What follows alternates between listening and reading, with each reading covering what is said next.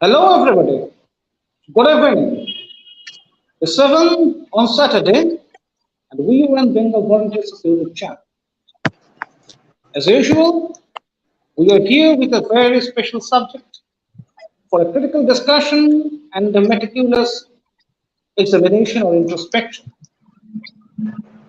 Only few of us know that there had been a Bargi invasion in Bengal in the 18th century for a large number of years at a stretch. And it's also recorded that a large number of venerable national historians preferred to hush the entire matter for the sake of national sovereignty, integrity, and blah, blah, blah. But the time comes when all this must be introspected once more, since history changes, and history is a very, very dynamic subject which can be considered as one of the brightest forms of science. History is not included or not only related to huge mansions, large urban centers or rural centers or the navigable points and blah and the conquests, but it's much more. History deals with the human relations, the concept of nationality, the concept of language, the linguistic ordinance, the linguistic identity, religious identity that differs from one era to another era. So when Bengal Volunteers has decided to unfold a few unknown chapters of history, you might have the confidence that we are going to present to you a very sensible discussion today. But let me say very briefly, from its inception, Bengal Volunteers has concentrated on crucial and important subjects only, other than those very true, very mundane, simple issues. Is when we are discussing the destiny and the fact of the existential crisis of the Bengali Hindus, we must get more serious and deeper. So, in this respect, we are going to discuss today with our friend and one of our most young guns, researcher. He has already produced a good number of sensational, stupendous articles on the lost years of the Bengali Hindus, like the resistance of the Bengali Hindus in the medieval era against the Islamic onslaughts. Today we are going to discuss with him on Burgi invasion, and I do feel proud to say that only a few days back, one of our writers, young writers, is a name we do call him as Oak Hunter, has published one of the finest articles on Burgi invasion till date. It has made great researches and lots of newer sources and lots of newer facts have come. Now we are going to discuss with Shomadip Banerjee. Shomadip is also our another research-oriented guy. In my guys, I'm just going to use the word guy, but he is a man, individual. Shomadip has also been researching on the Bengali Hindus, the lost years, his resistance, and blah blah blah. And to make people realize that we are no defeated nation. Our ancestors had fought proudly. In Bengal, he said, we fought, in Bengal, we said, যুদ্ধ করলে প্রতাপাদিত্য তুই কিনা সেই ধন্য দেশ ধন্য আমরা যদিয়ে শিরায় রক্তে তাদের রক্ত দেশ কিসের দুঃখ কিসের দৈন্য কিসের কষ্ট কিসের দেশ সপ্ত কোটি মিলিত কণ্ঠে ডাকে যখন আমার দেশ and in the words of Satyendranath Dutta আমাদের সেনা যুদ্ধ করেছিল সুসজ্জিত চতুরঙ্গে দশরঞ্জে রামচন্দ্রের প্রপিতামহ we have been fighters, the race of fighters arms. Now, Shomadip, welcome you to this special session of Bengal Volunteers. How are you? Namaskar, Namaskar, Anumitra. Namaskar to everyone who are watching us. I've been very fine. I've been fine, and as you have said, we have always been fighters. Have, from our team, just you mentioned, I have been there we are doing a research and a study of the Bengali Hindu martial history. And when we speak about the Bengali Hindu history, the one part that is very important to say is the Maratha invasions of Bengal, that is known to us Bengalis as the Borgi Akromon. Now, who are the Borgi? Why did they at Bengal? What they did? These are the things we will do. Now, before starting with the Borgis who are there are two types of people in Bengal who speak about the Borgis. The one type of people are, they say that Borgis were the part of the Hindu Maratha Empire. They attacked the Bengalis, and the Muslim sultans or the kings of Muslim kings of Bengal saved the Bengali Hindus, and this and this and this. The Bengali Hindus did nothing. They are one type. Just wait. If you get soft and if you say smoothly, I think your speed is quite good, but we can't go with the speed.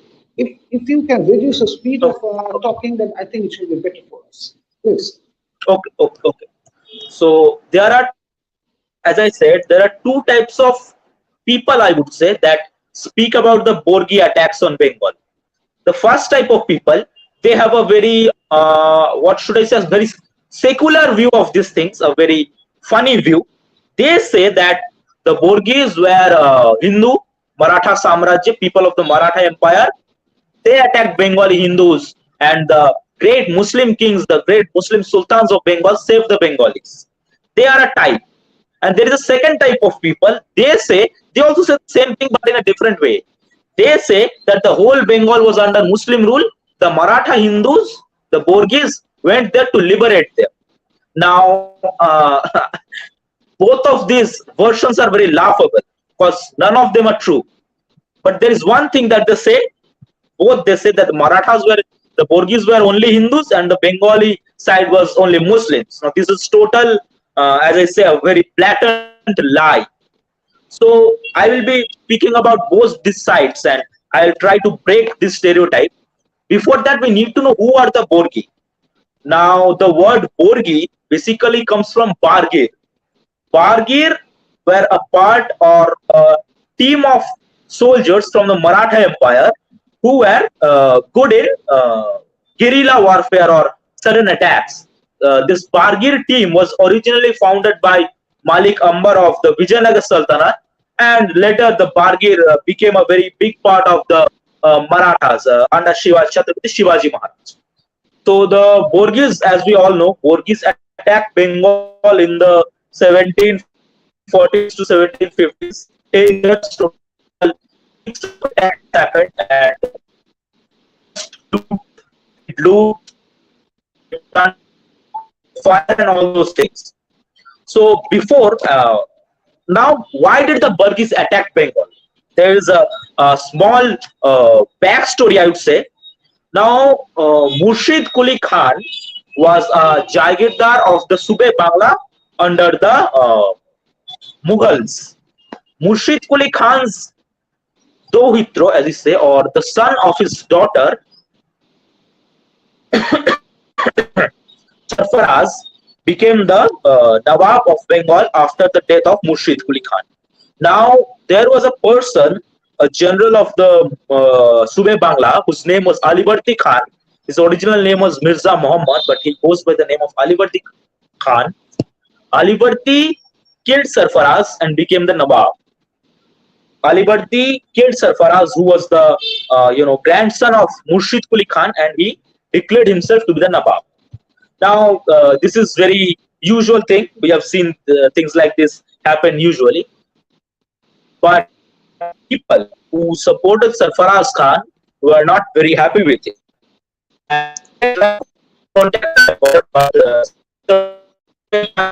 Out of its past glory, its past days, and the Mughals did actually they did nothing. So the brother-in-law of Sarfaraz Khan, his name was Rustam Jung. He was called Murshid Quli Khan II. He tried to attack Alibardi, but he was defeated, and he fled to Deccan. He fled to the Deccan Sultanate, and he formed an alliance with the Deccan Sultanate. So there is Rustam Jung, who was the brother-in-law of Sarfaraz Khan. he fled to Deccan Sultanate and made a alliance. The Deccan Sultan, the Sultan of the Dakhin Sultanate as it came, the Sultan along with Rustam Jung attacked. The first attack was happened in 1741, but they were also repelled. So now the Sultan of the Deccan Sultanate and Rustam Jung, they went to Nagpur. In Nagpur was a kingdom under the Maratha Confederacy, and it was ruled by Raghoji Bhosle. This name Raghoji Bhosle is pretty much known to us because he was the man behind the Borgi attacks. Now, why did anyone like the Deccan Sultan or Rustam Jung would go to Raghoji? There is a little bit of Maratha politics background behind that. Now I've said that. Now the Marathas became a dominant power during the time of Shivaji and Shambhaji. They had an idea of a Hindu Padashahi, Hindu rule, and these all things are good. After the death of Shambhaji, his son Rajaram, and his after the death of Rajaram's widow Tara Devi became the Chhatrapatis of the Maratha Empire. Now, till Tara Devi was there, the Maratha Confederacy has a face. Tara Devi was a good ruler, and she believed in the way or the words of Shambhaji and Shivaji. Now, there was another son of Shambhaji Maharaj. His name was Shahu. Chhatrapati Shahu was released after the death of Aurangzeb. He came and claimed the Maratha throne by removing Tara Devi from power. Now, Chhatrapati Shahu wasn't that of a good ruler or a great thinker like his predecessors were. He didn't stood by the principles of Chhatrapati Shivaji, Shambhaji or Tara Devi.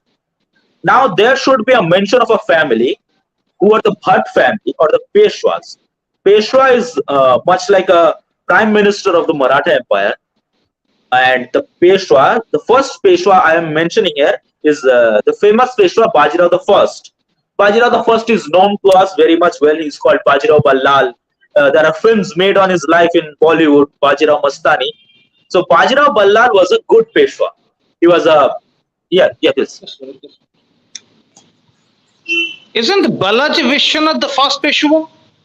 Yes, Balaji Vishwanath Rao was the first Peshwa, and when he died, after his death, his 90-year-old son Balaji, Bajirao Ballal, who is known as Bajirao the First or Bajirao the Great, the famous Bajirao I, he became the Peshwa at a very young age, 20 years of age, and within 20 years he fought many wars. He was a good general, a good ruler, good administrator.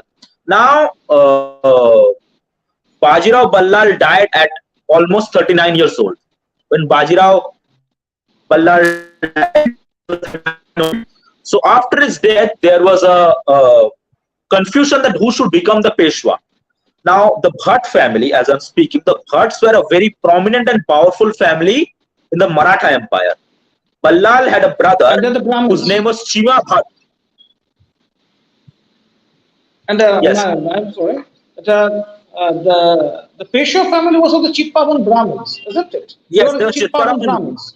They were Chitpavan Brahmins. And after, as I said, after Ballal died, his brother was there. His brother was also a general and was the probably he was the finance minister of the Maratha Empire. So he held a pretty good power in the court.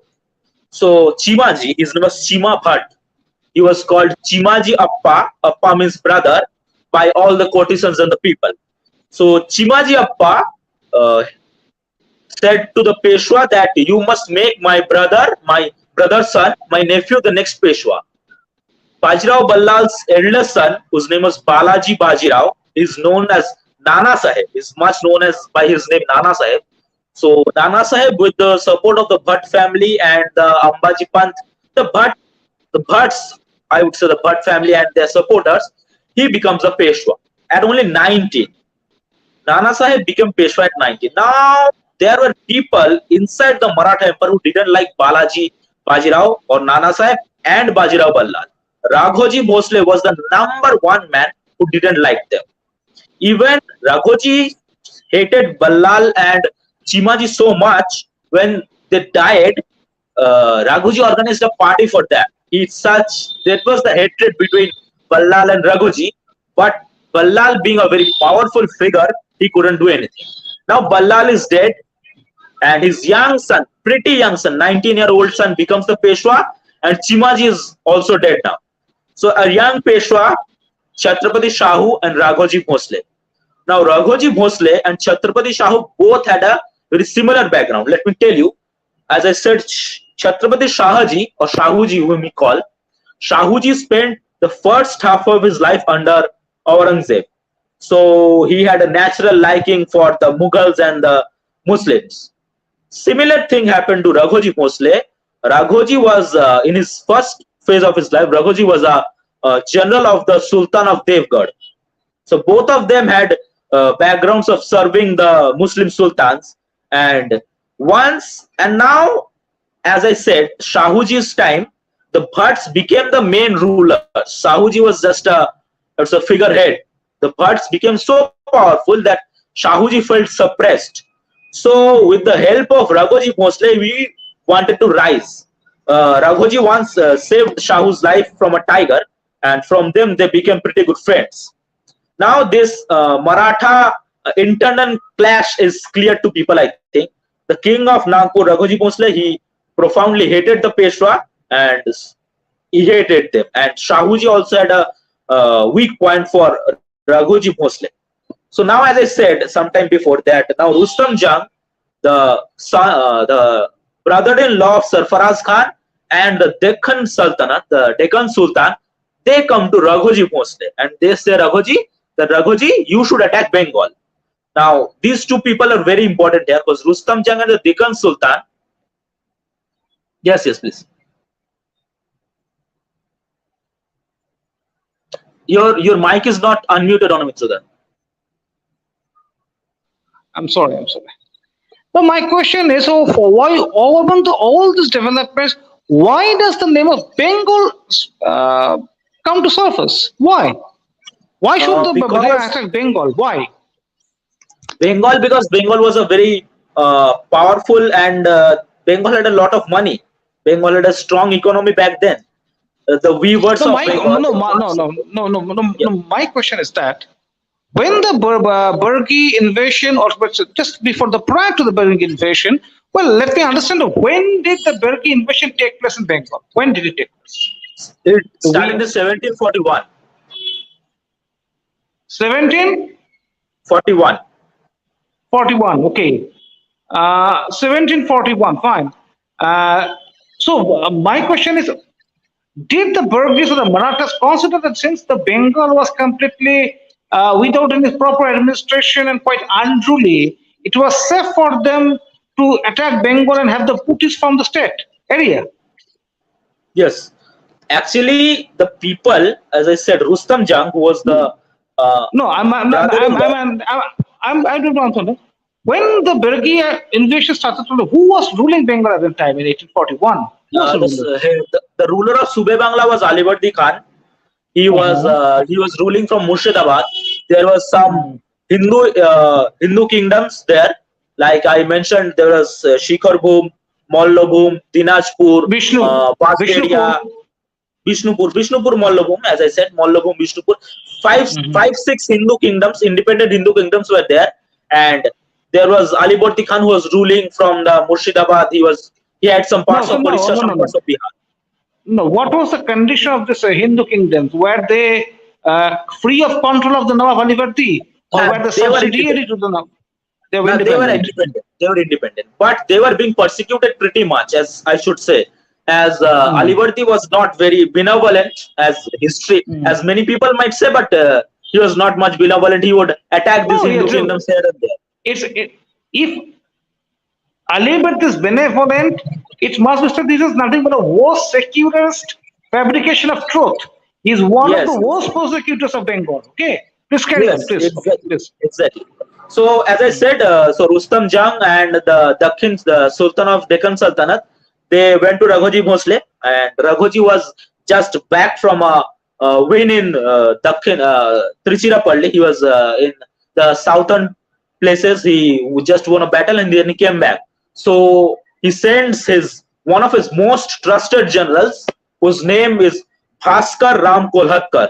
This Bhaskar Ram Kolhatkar is pretty much known to us by the name of Bhaskar Pandit. So under Bhaskar Pandit, Raghuji sends an army to get there to defeat Alibardi and get the chop. Now this was the start of the 1742. From 1742 to 1751, in those 9 years, total 5 attacks happened on Bengal. And these attacks, now as I would say, many people would think that the Maratha Hindus did that. But the first 23 generals who came to Bengal under the under Bhaskar Pandit's head, there were 3 Muslim generals also. Ataullah Khan, Sultan Khan. There were 2 Muslim generals of Raghuji Bhosle's team who came to Bengal to attack Bengal. So it is not that Marathas were only Hindus. There were many Pindari Muslims. Pindari Muslims were actually a pact of Dakat or Luteras who had taken into the army during Shivaji Maharaj. He was good. The Pindaris were under his control. But when, as I said, the Chhatrapati Shahu was not a good ruler and there was internal clash between them. So the Pindaris became a Luteras again. There were Pindaris, there were Pathans from Bihar area, and there were the people who came from the Nagpur. They also had some other people in their team. They attacked Bengal. Now just after the first attack, they got one minister of Alibardi Khan. Now, why am I mentioning this minister? This minister's name was Mir Habib. Mir Habib is going to play a very big role in the Bargi attack. Mir Habib was actually a supporter of Sarfaraz Khan, but he's a supporter of Sarfaraz Khan, but he stayed in the ministership of Alibardi. But when he was caught by the Marathas, he changed to the Maratha side. Now, Mir Habib he lived in the Hooghly Howrah area, and he had pretty much knowledge about how the Bargis should attack, how they would attack, and Mir Habib would become the right-hand man of Raghuji Bhosle in the all upcoming attacks. Mir Habib actually had helped all the Bargis to that you should go through this way, you should go this way, because he was there.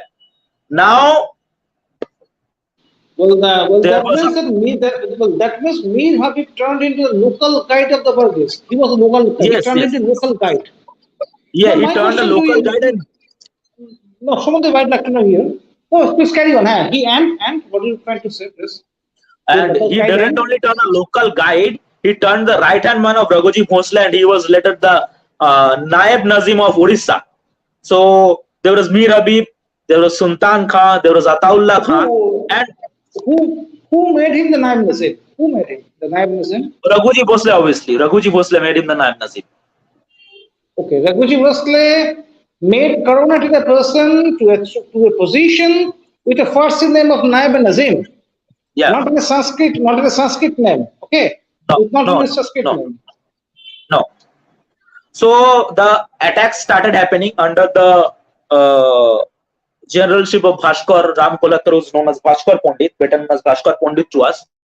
And the attacks, how bad were they? Now, I would like to quote a line from a very famous book called Annoda Mongol. It says, "Luti Bangalar loke korilo kangal, গঙ্গাপার হইল বাঁধি নৌকার জাঙ্গাল, কাটিল বিস্তর লোক, গ্রাম দিল পুরি, লুটিয়া লইল ধন ঝিয়রি."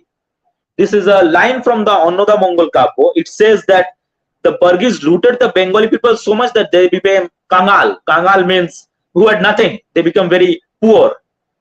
They persecuted, they killed people, they burned villages, and any money they had, they would take it and they would flee. And just a minute. Yes. When the Bargis were on plundering, that means by that time the lofty ideals of Chhatrapati Shivaji and Chhatrapati Shahu had eclipsed. Okay, there's no such idea. They didn't exist at that time. As I said, the Tara Devi, who was probably the last Chhatrapati who hold it to that. With the removal of Tarabai, we say Her Excellency Tanabai, with her removal, the lofty idols were finally eclipsed. Now, my Yes, question yes, to you, Shom, they were like me here, that you have said that you have just quoted from Ananda Mongol as a primary source, unlike the persons and lots of the other parts of Bengal, sorry, other parts of India, who have no knowledge of the Bengali language, have no, no consideration of the primary sources, dare to say that the Burgess didn't invade everyone was quite peaceful. Now, my question to you that when the Burgess were plundering, uh, had there been any desecration of temples? Were the temples destroyed? Since yes, yes, yes, you have stated that only then one thing that we're looking for is the money. And in those days, the temples in Bengal were held as a good number of treasuries.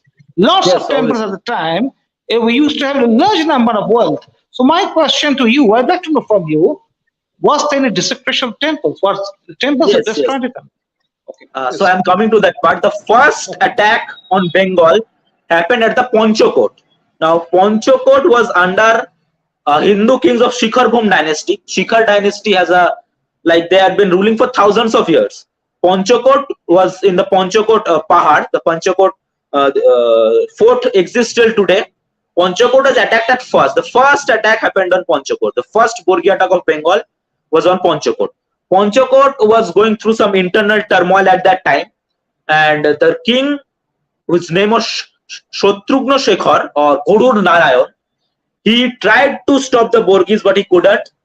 He had 17 wives who jumped into a well to commit suicide, to not being, what happens to women who when they're attacked. Panchakot had very beautiful temples, I must say. There was a Pancharatna temple in Panchakot dedicated to Bhagwan Sri Ram and Sri Vishnu. That temple was destroyed. There was a temple of Kuladevi Ma Kulaneshwari that was destroyed. There was a temple of Ma Konkali that was destroyed, and the whole Panchakot fort was destroyed by the Burgis. The same Burgis How? who No, how were they destroyed? The cannons, or there was just a there plundering and loot. How were they destroyed? plundering was there. There were loot were there. They just attacked. They looted everything they had. They would burn the places. The most worst thing that the Burgis did, more than killing, they burnt the places. There is a, I would mention a small part from a very primary source called Maharashtra Puran. Maharashtra Puran by Kavi Gangaram stands as the primary source of Borgi attack in Bengal. It's very important. There is a line where it says, "Bhumi Shen Bhumi Shobi Puraila." Shob Puriye Borgi Sheshe Vishnu Puraila. So the two kingdoms mentioned here, Gobhumi and Shenbhumi, both are Hindu kingdom. They both were burned. Burned down the village Boinchi. Boinchi village is near Durgapur here. It was also burned down. And even you can imagine there is a temple named the Aronghata temple at Nodia. And at the Aronghata temple there is a murti of Bhagwan Shri Krishna, which is called a Jugal Kishore. So the Jugal Kishore Murti, the temple priest or the Mahant, he fled with the Jugal Kishore Murti to get saved from the Borgis. There was a place called Koirapur. Now Koirapur is a place in Mednipur. Koirapur comes between Jharkhand and Paschim Mednipur of today.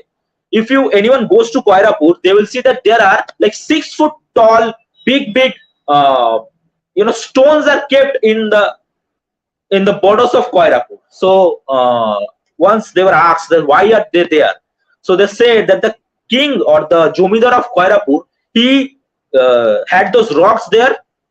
They would had moshal. Moshals were kept with the rocks, and they would, from far distance, they would look like people holding moshal and standing to protect the god or the place. And this is true. And the Borgis didn't attack, but the Troilokko Tarini temple of Koirapur, they had a small altercation with the Borgis. Okay, Same. there's a question that Six asks that the Maharashtra Puran also says that the Sultan acted as a blessing from Ma Durga. Is this true? Can this be true? So The let me come Maharashtra. to the point. He has said a Okay. very good thing. Now the Maharashtra Puran, it is said that some people say that the attack of Raghuji Bhosle, or the attack of Bhaskar Pandit, was because that Alibardi persecuted the Hindus. And but later, when the type changed, let me quote the place where it says Brahmon Vaishnav joto সন্ন্যাসী ছিল গো হত্যা স্ত্রী হত্যা শত শত কইল হাজার হাজার লোক করিলা দুর্নীতি লোকের বিপত্ত দেখিয়া রুশিলা Parvati. So there is a mention of Bhaskar Pandit doing a Durga Puja in Dainhat. But anyone, I can do a Durga Puja, but I might not be a very good person. This is what our scriptures have said us. Look, all the Asurs or the Rakshas, they all prayed to Brahma or Maheshwar, but they weren't good. So doing Durga Puja doesn't mean they're good. So the Maharashtra Puran, it first says that Bhaskar Pandit did a Durga Puja and he was helped by Ma Durga. But when Bhaskar Pandit's team started persecuting the Brahmins, the Vaishnavas, even cow slaughter was done. Can you imagine? Cow slaughter, which is considered as the biggest sin by Hindus. In the Hindu scriptures, the cow slaughter is the worst thing that can do it. That was done by the Bargis. Who did it? The Bargis slaughtered the cows. Yes, it is mentioned in Maharashtra Puran. It is mentioned in Maharashtra Puran. Had there been any atrocities on Hindu women even? Had there been any atrocities on the Hindu women even? Were they raped, molested? Yes, there was. Even there's a thing. If someone doesn't give the Borgi the money they want, they would cut down the noses and ears and hands. They would molest the woman. Even they would kill woman. As I said, the line says, "Brahmon Vaishnav joto সন্ন্যাসী ছিল গো হত্যা স্ত্রী হত্যা শত শত কইল." So it says that at first Bhaskar Pandit did the Durga Puja, but when he started this, Parvati, she turned her face from him.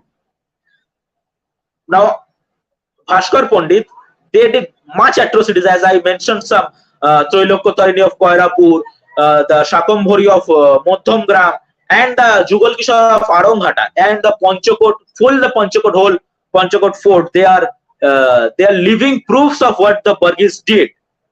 Now, if Bargis were much Hindus, as many people would say that Bargis were Hindus and came from Hindu, this is total wrong, because the Bargi was 50 to 60% Muslim.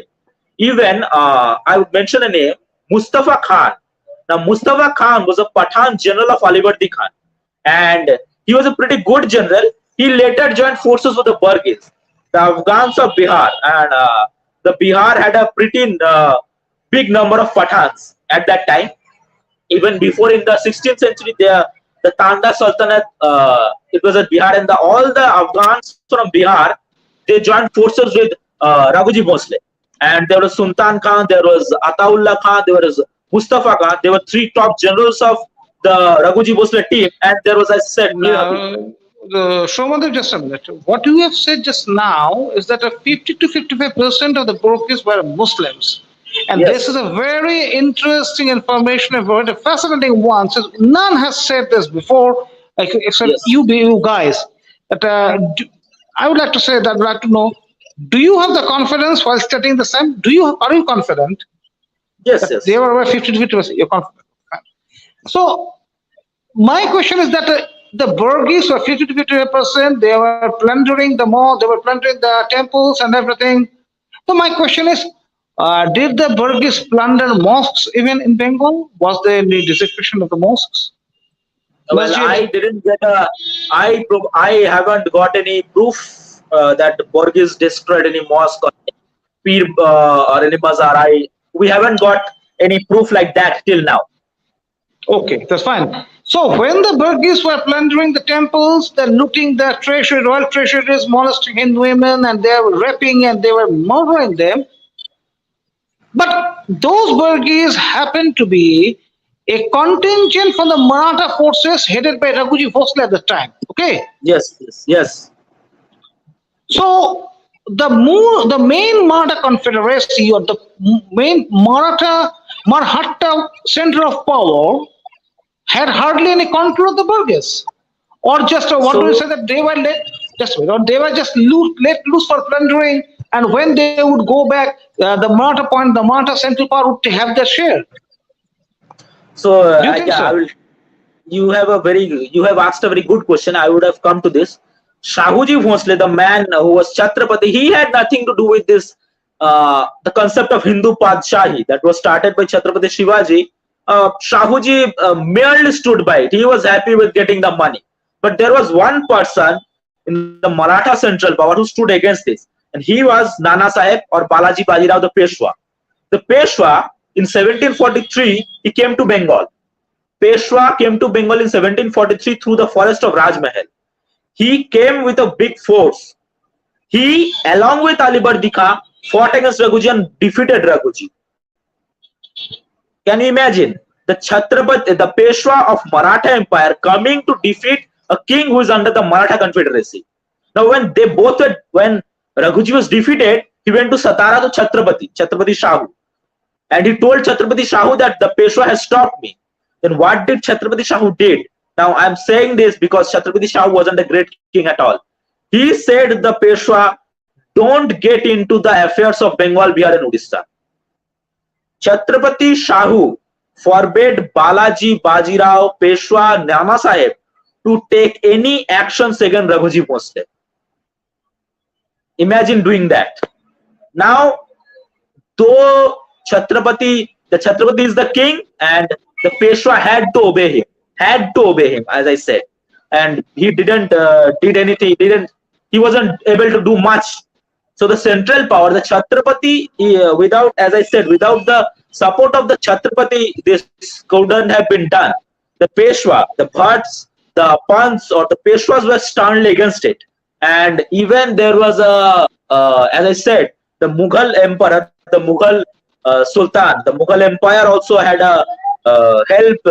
They also, supported Raghuji in some places called, because Murshid Quli Khan, he was actually a Mughal Subedar of the Sube Bangla, but Ali Bardi declared himself independent.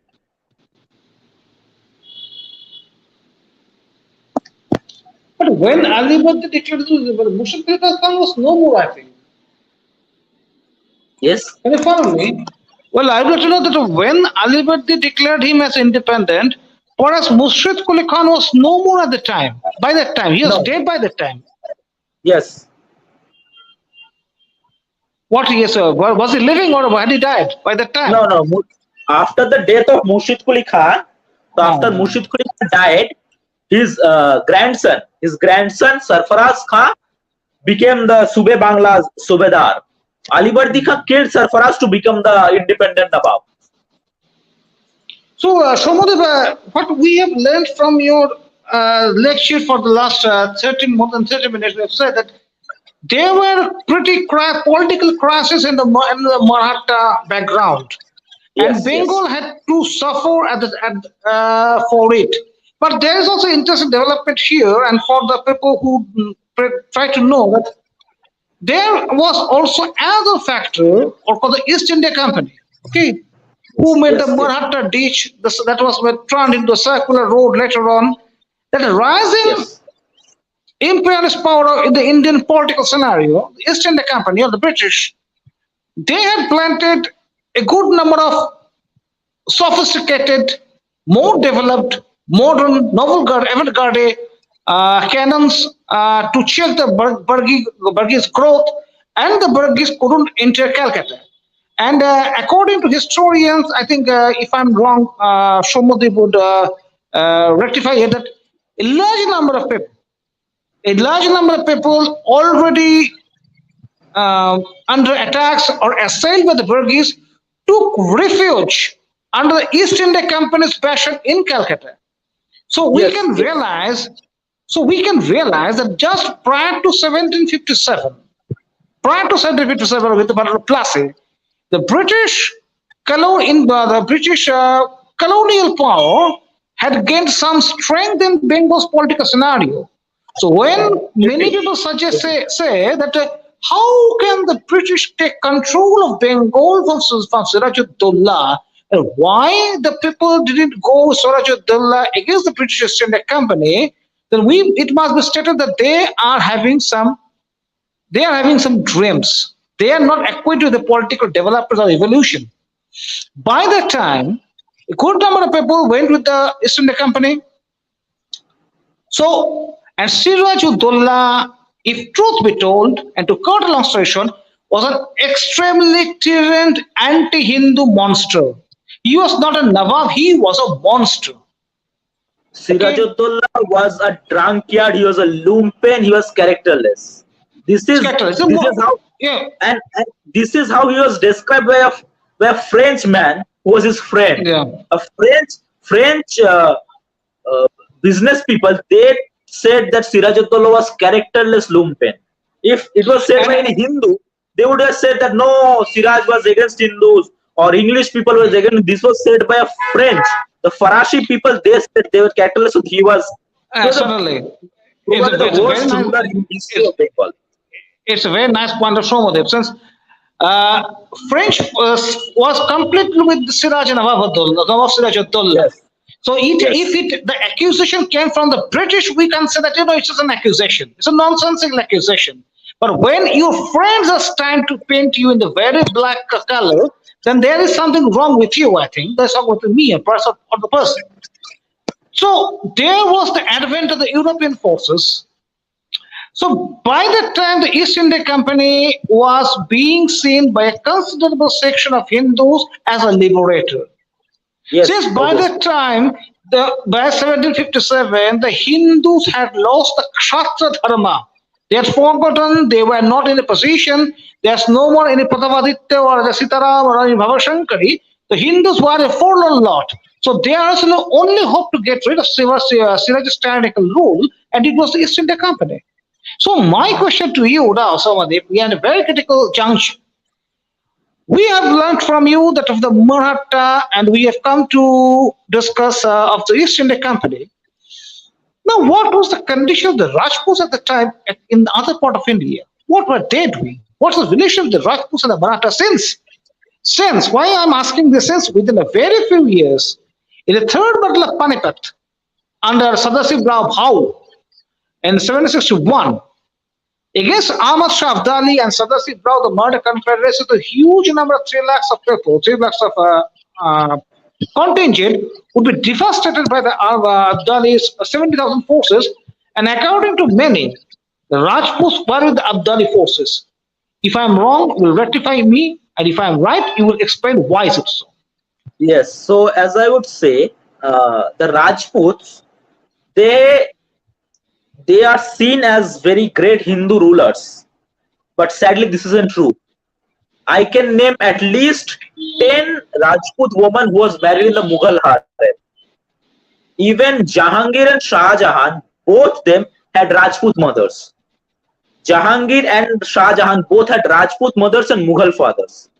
Jahangir's mother is pretty much well known in history as Harkabai or Maryam-uz-Zamani.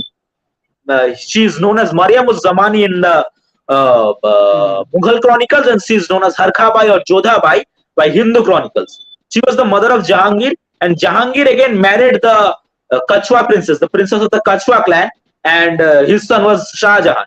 Aurangzeb married a Rajput princess. There were all the Mughals from Akbar to Farrukhsiyar. They all had married Rajput women. So the only clan that stood for fighting, the Rana Pratap's clan, the Shishodia clan. Then after the death of Rana Pratap, there were hardly any resistance from the Rajputs against the Sultans. Like if we see the wars of Maharaja Pratavaditya or Maharaja Kedar Rai here, I am just mentioning their names because they fought the wars against Man Singh. Jhala Man Singh was a Hindu, and he was a general under the army of Akbar, and he fought against the independent Hindu kings to keep them under the Muslim rule. Raja Todarmal, he was a finance minister, and he also fought against the Hindus. There has been thousands of examples of Rajput Mughal forces coming and trying to defeat the Bengali Hindu kings. So how can you call them great Hindu rulers? As I was speaking of the Marathas, we were speaking of the Bengali Hindu. Just a minute, just a minute. Take this from us. What Shomodev has said just now, there are Wikipedia pages, there are lots of information of this Rajput Mughal matrimonial alliances. And it was being done as a marriage Yes. diplomacy by the Rajputs. But unfortunately, Yes. the province that has been accused of not doing much, or the Bengal or the Bengali Hindus, have never entered into any such matrimonial alliance with the Mughals or the Sultans, and none has been found in death. There has been none. No, no, there hasn't We have been. never, we have never sent our women to the Mughals or Sultans. There has been Yes, no, we there have has never been done. no references. There have been no history, no reference of any matrimonial alliance between the Bengali Hindus and the Muslims, the Sultans and the Mughals. It must also be taken into consideration at the same time. Please carry on, Shomodev. Please carry on, please. Yes. So as we were going to the Mughal Rajput Mughal time, I am coming back to the Borgis. Now, as I said earlier, there were two type of people who said that Borgis were good or Borgis were bad. The people who said Borgis was good, I have already said how bad were they, what they did. Now, who say Borgis were bad, but the Bengali Hindus accept the Muslims. Now, this is a very laughing thing because Alibardi fought hardly any wars. He was in part of wars, but he won some, he lost some. But the Bengali Hindu kingdoms, they were out of their pre-powers. They were not at the peak, but they gave the resistance. They fought till their last breath and they were immortalized. Now I am giving some examples of Hindu kingdoms that fought.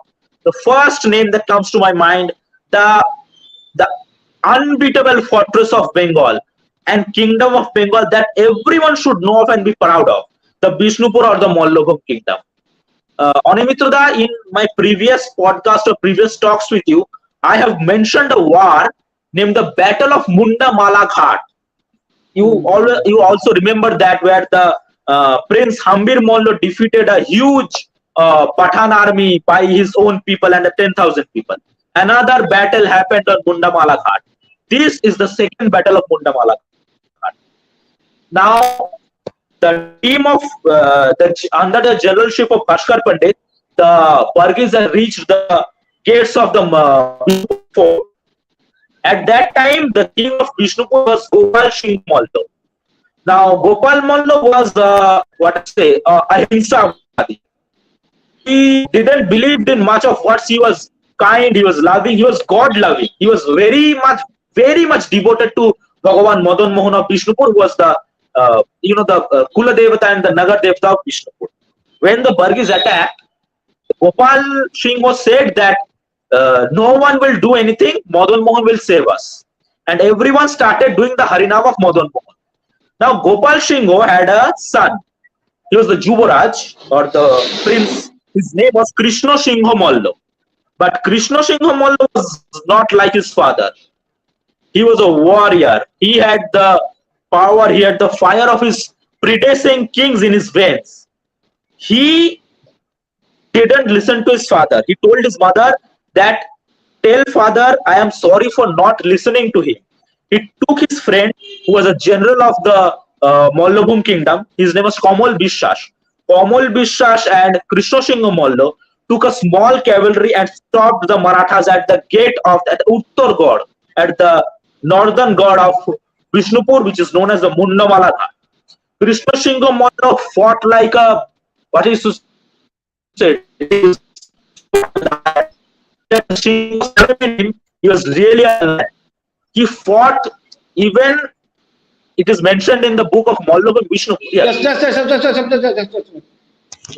Please repeat once more of Krishna Singha Malla, since we haven't been able to hear you. Please repeat with the line. Please repeat. So Krishna Singha Mallo, he was the eldest son of Gopal Singha Dev or Gopal Singha Mallo, the king of Vishnupur. Krishna Singha Mallo was a fierce warrior and he had the fire in his blood like his predecessing kings like Raghunath Singh or Hambir Mallo. He didn't stop. He took a cavalry along with his friend and a general of the Mallabhum kingdom. His name was Kamal Bishas.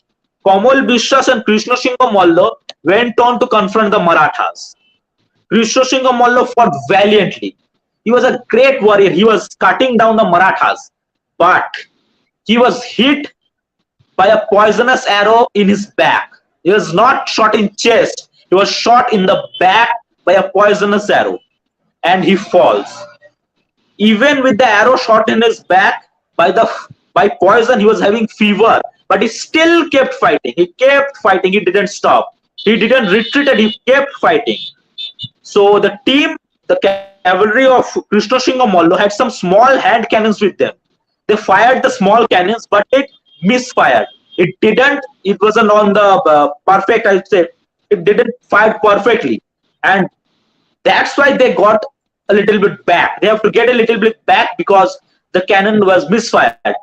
Till the night fight was going on. In the Uttar Gad, the Mundamala Gad, the famous Dolmadol was kept.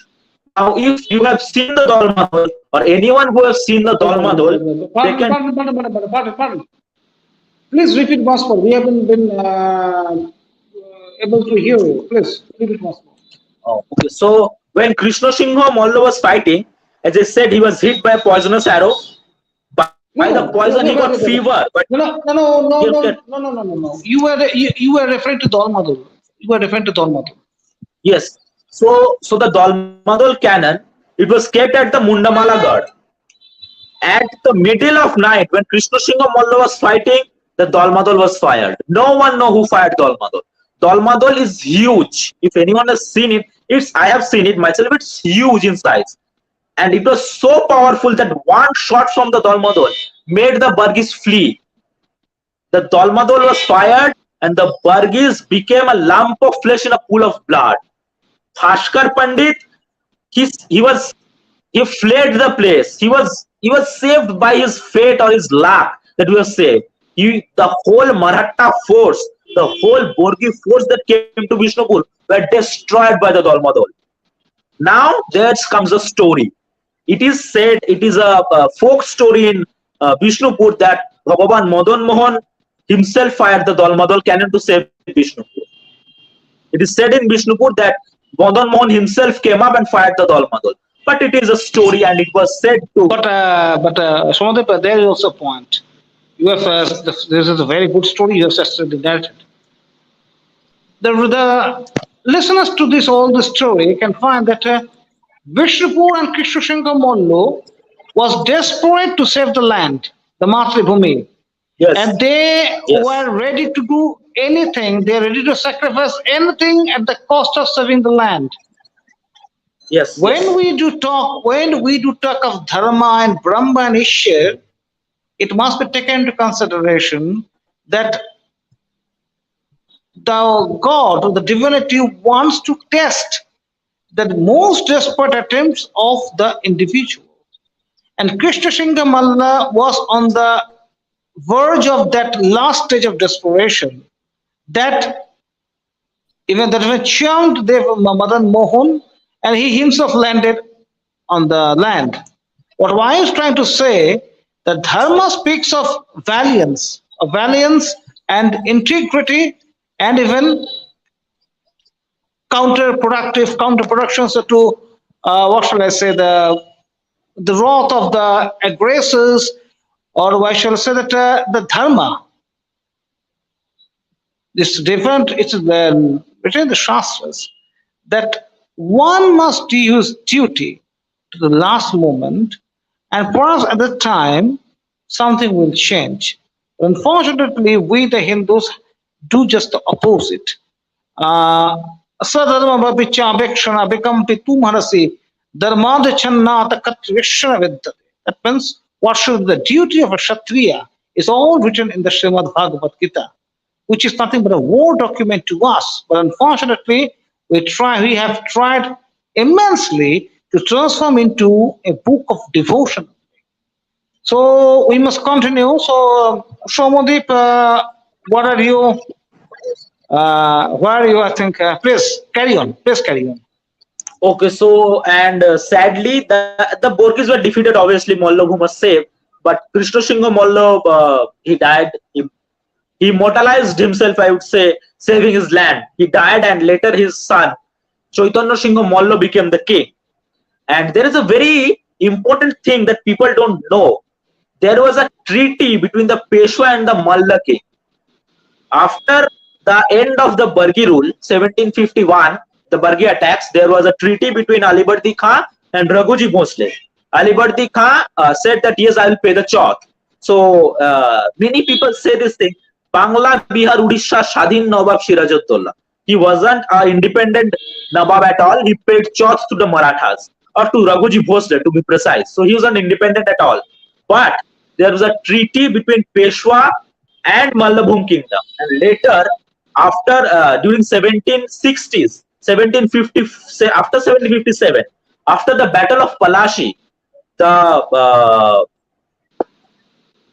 ruler of Odisha from the Maratha side, his name was Shev Bhat Shathe. He was the brother of Bhaskar Pandit, and he once tried to have a fight with the English people.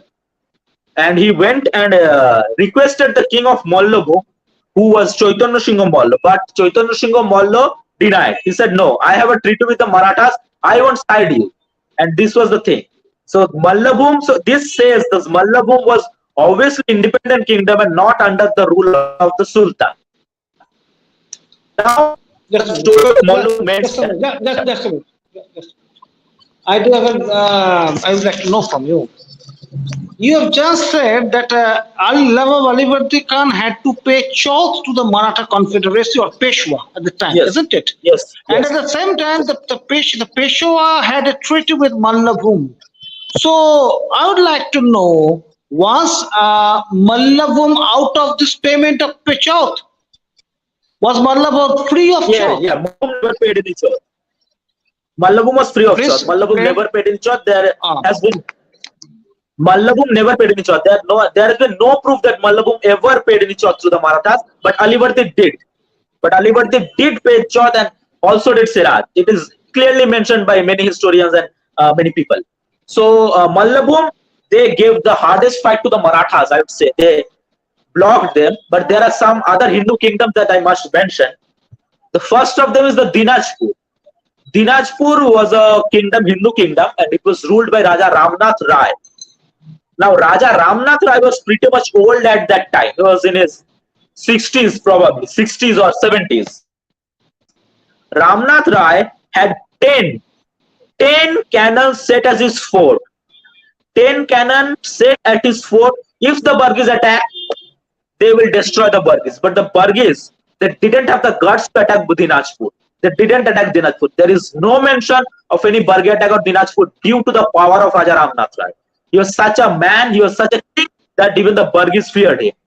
Now, as I mentioned very early in the talk, that the first attack happened on the kingdom of Panchakot. Do you think the king of Panchakot never did anything? He didn't forget. He didn't. So, a part of the Bargis were in the Paschim Bardhaman area, Paschim Bardhaman Jila area, and they attacked the kingdom of Gobhum. Gobhum was also an independent Hindu kingdom ruled by Raja Boidonath Rai. Boidonath Rai, along with two Ugra Kshatriya generals of Panchakot. Panchakot had its border still Asansol area of today. So Asansol and Gobhum, or today's Durgapur, there was an alliance within the Gobhum and Shikharbhum. Two generals of Shikharbhum whose name was Nokri Rai and Ramkrishna Rai. These two names must be remembered by everyone. Nokri Rai and Ramkrishna Rai. They, along with the king of Gobhum, formed an alliance and defeated a part of the Bargis. A Bargi general named Mohan Giri was killed in this attack. When they were going through the forest, they attacked from three sides. The two Ugra Kshatriya chiefs and Gobhum's king, they attacked and they defeated Mohangiri. But in the process, Boidonath Rai immortalized himself. He was killed. He martyred himself. And why is these two names important?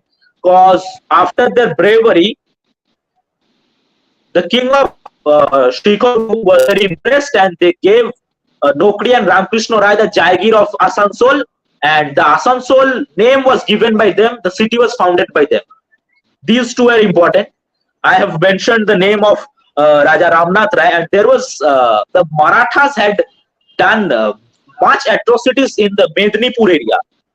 Now, Mednipur area has always been a Hindu stronghold, but after the fall of the mighty Tamrolipto Empire, there were many small independent kingdoms. One of them was called Mohishadal. Now, the Mohishadal Rajbari is still there today. People go to the Mohishadal Rajbari to click pictures and see things, but they don't know the history. The king of Mohishadal, his name was Raja Anandolal Upadhyay. Along with Anandolal Upadhyay, his queen, Rani Janaki Devi, they stopped the Borgis, and there's a special mention of a thing. It is said that some Portuguese mercenaries. Now, after the, there were Portuguese mercenaries here or there in Bengal. The Portuguese mercenaries helped them as artillerymen, as Golandas. The Portuguese were known to be good in cannons. They had pretty good cannons, and we know that both Kedar Rai and Maharaja Pratapaditta had Portuguese in their armies, Roda and Carvalho, as mentioned. So these Portuguese people, they were hired as mercenaries by the kings of Mohishadal, and Mohishadal successfully repelled the Borgi attack. And there is also one mention of a king. He is not a king, he is a general of the Turka. Turka is a part of Paschim Mednipur today, and it was once under Tamrolipto, but it later became independent. The general of Turka, his name was Chondo Bhim. His name was Chondo Bhim. This Chondo Bhim was actually a title. His name was Ananto Bormon or something like that. Chondo Bhim had a very powerful army, and the Burghese didn't attack Tamrolipto due to the power of Chondo Bhim, sorry. And even there are many small mentions of kings, like the king of Bashberia, who had he made a fortress made of bamboo, and Basher Beda, from there the name Bashberia came. They had a fortress made of bamboo, and he fought against the Borgis. There has been mentioned of Jomidars, different Jomidars from different parts who fought against the Borgis, and they were all Hindus. All the Hindu kingdoms who were attacked by the Borgis, they repelled with their own power. So it is not that Alibardi Khan defeated the Borgis and saved the Bengali Hindus. It's not. The Bengali Hindu kings fought, they died. They may have died, but they saved their land. They fought for their land, they died for their land. This is very important. Somadip, as for you, what you have said just now is that the Bengal Hindus got saved since they had fought their own battle. They didn't depend on any Balivati or any Runama family or any other one things. They fought their own battles and their own family. Unfortunately, the same is not followed these days. What we see nowadays is just the opposite. We prefer to depend on the others. And that's a very, very sorry and serious situation.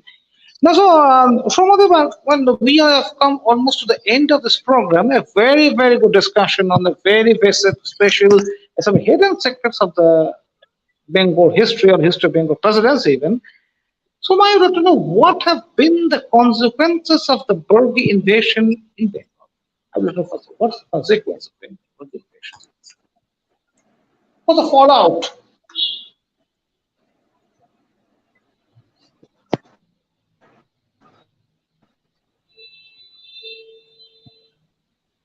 I'm sorry, there was a little glitch in the internet. The consequence of Borgi attack was pretty bad, I would say. My question, what the consequence? They were pretty bad because if you see these Hindu kingdoms like Shikharbhum or Mallabhum, they were already going through persecution and they had to fight. They fought. But the economic condition of Bengal became very worst at that time. Especially the Tati community of Bengal, who were very famous for making beautiful saris, beautiful shawls and beautiful things. They were very much persecuted. Very much persecuted. The weaver community of Bengal. Just one. By the Burghese. By the Burghese. Obviously by the Burghese. They were being persecuted by the Muslims, and they got persecuted by the Burghese. So double persecution happened on them. And the economy of the Gram Bangla that we say, Gram Bangla of Rad. Rad was a Hindu stronghold, and there was much money there. The Howrah Hooghly region, the Saptagram port once was so much powerful. It was used. Europeans came there. The Howrah, Hooghly, Mednipur, Bardhaman, Nodia, the whole of Rad that has that economic power, it went down. The villages were plundered. Kings and zamindars, even and mostly many businessmen's kutis were looted. Kashim Bajar kuti was looted even. The Kashim Bajar kuti of the it belonged to the Dutch probably or the English, I don't remember. They were looted, and this had a big impact on the Bengal's economy, and Bengal became pretty much poor after this.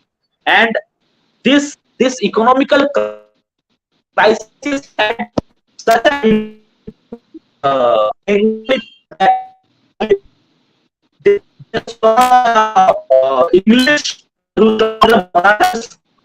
years. Just a minute, Now, just a minute. I'm sorry. Well, just a minute. There was a technical glitch. We couldn't hear the last two lines of yours. Please say it once more. so the economic downfall was so much that the Bengal eventually, the Gram Bangla eventually became poor. Murshidabad or Dhaka or these places had money, but the main economy of Bengal, the Gram Bangla, became so much poor that, and now after Alibordi was died. So, sir, just want to tell you, whether it's poor or got devastated. Simply, poverty is not enough. Yes, What you were it was trying to devastated. say is it got devastated. Yeah. It got devastated, badly devastated. And now Shomandeep, let me remind you and also the purpose of watching this. And there was a huge, great famine at the time, isn't it? There was a famine.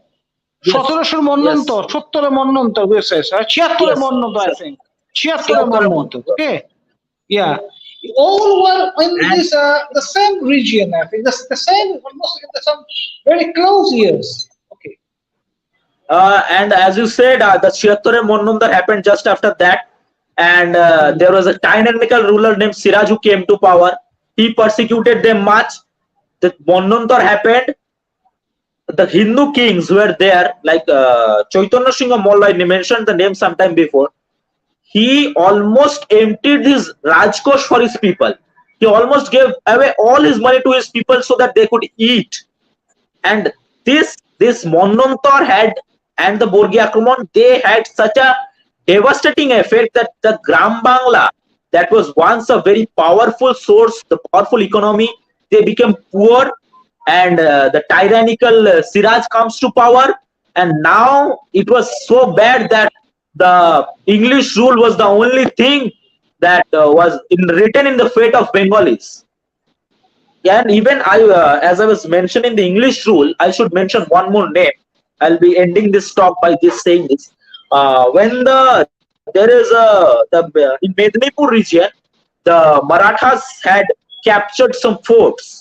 And one of those forts, so Major Chapman, this is after obviously the Battle of Palashi. So there was a Major Chapman who was given the task of repelling Marathas from Mednipur. And during this time, Just there was another Bargi race after the Battle of Plassey. No. Some Bargis stayed at the Mednipur regions. Oh, okay. They all didn't go. And they had some fortresses, and they were trying to fight the British and the power. So there was Major Chapman, and he was given the task to repel the Marathas. And there is a kingdom in the Narayangarh region, of Mednipur. There's a kingdom by the Pal kings of the Swadgo Pal kings. They are called the Narayangarh Raj, and these Pal kings, they call themselves to be the descendants of the imperial Palas, the great Pala dynasty of Bengal. They say that they are descendants of them. The king of the Narayangarh Raj, his name was Raja Purikhit Pal. He had previously fought against the Borgis to save his kingdom. He obviously stopped the Borgis, and he again fought in favor of the English Major Chapman, and to repel the Borgis. So the Borgis, the last repelling of Borgis was also done by a Hindu king named Raja Purikhit Pal. Great, fascinating information. Fascinating information. So, my friends, what when you were so witnessing the great speech of the sayings of Shomodi Banerjee, you can surely realize that at the time, by the Bargi marauders and their ceaseless invasion in Bengal, coupled with that was made with fierce Hindu resistance from the smaller kings as well large kings, and it doesn't matter that whether the Nawab Ali did anything or not. So the Hindus at the time fought their own battle, but the implications of the consequences had been very dangerous. The whole rural economy was destroyed. There was the famine, a devastating famine, and there was the institution of the British imperialism. So we can say that the Bargi invasion in Bengal led to the beginning or led to a metamorphosis, a change of state.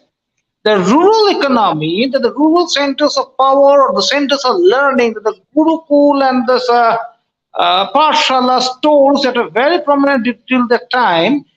From that time, the rural centers where people from rural centers are trying to move to the urban centers like the newly founded city of Calcutta. It was a very new city at the time. Since it was the breast bastion of Yes, power yes. of the British, it was the heartland of the British imperialism. The people from all sectors of Bengal tried to go to Calcutta to live in a sense of security. That was when we are discussing the relation between the Indians and the Bengali Hindus, the British imperialism represented, that first the British came as a rescue against the Burgess, against Siraj.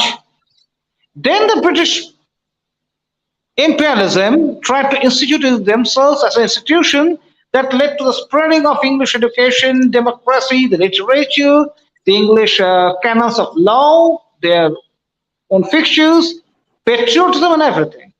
And for the third stage, 1910, the British turned into a tyrannical despot. There have been several stages of the British imperialism. So when people nowadays from other parts of India are trying to, not only trying, they are doing, they're accusing, they're affronting, they're insulting the icons of the Bengal Renaissance of the 19th century, like Raja Ram Mohan Roy and Rabindranath Tagore.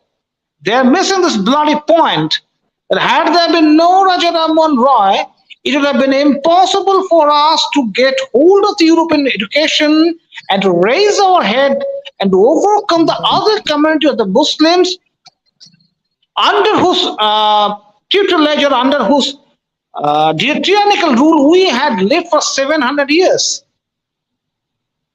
So English came to us as a rescue, and that's also been written in the globally acclaimed novella of Anandamath by Rishi Bankim Chandra Chatterjee. So Shomadev, there are several implications, I do think so. But if you are asked, as you have gone through these chapters very vividly, if you asked, if you want to differentiate between the Bengali Hindus of nowadays and with those who fought against the Burgess, how will you differentiate?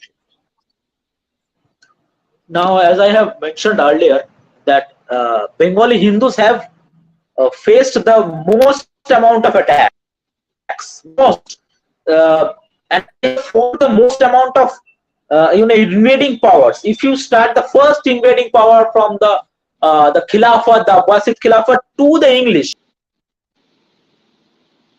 I think we have lost the connection. We're waiting for the connectivity. We're trying, we have hope it will return very soon. Now, friends, we have unfolded some hidden chapters of the history, of Bengal history, of the Indian history. We have not accused anybody. There was a statement at the same time that Bengalis are no cowards. They have been fighting for generations against the monsters. We had fought our own battle. We have been fighting our own battles, but unfortunately, we have not been assisted by many people. Now we are having a existential crisis. We do know what is happening in Bangladesh. We do know what is happening in other parts of India, especially Northeast and also in Bengal. So we can pledge that we should continue to fight. Now we'll concentrate on Shomodip Banerjee. Shomodip, please say. So what has happened to us today?